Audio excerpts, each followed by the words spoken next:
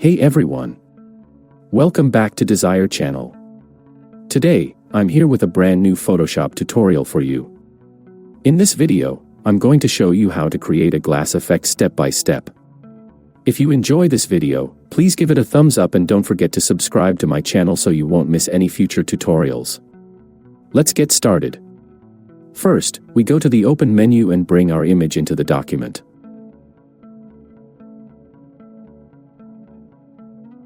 You can duplicate the image by pressing Ctrl+J, or simply right-click on the layer and select Duplicate Layer.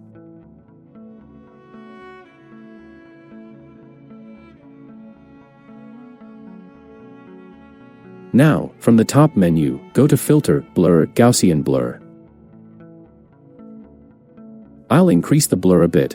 I think a value of 69 looks good for this effect.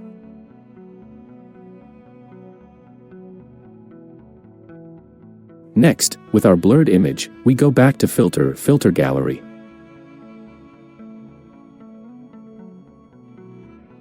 Under the Distort section, choose Glass. Now adjust the settings to your liking. I'll set distortion to 20, smoothness to 2, and scaling to 200.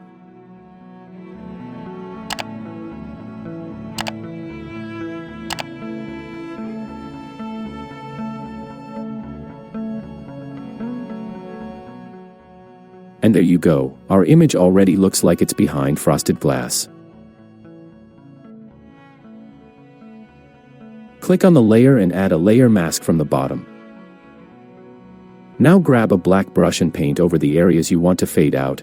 This gives us that soft, dreamy, foggy look. Thanks so much for watching. If you liked this video, please give it a like and subscribe to my channel for more cool Photoshop tutorials. Take care and see you in the next one.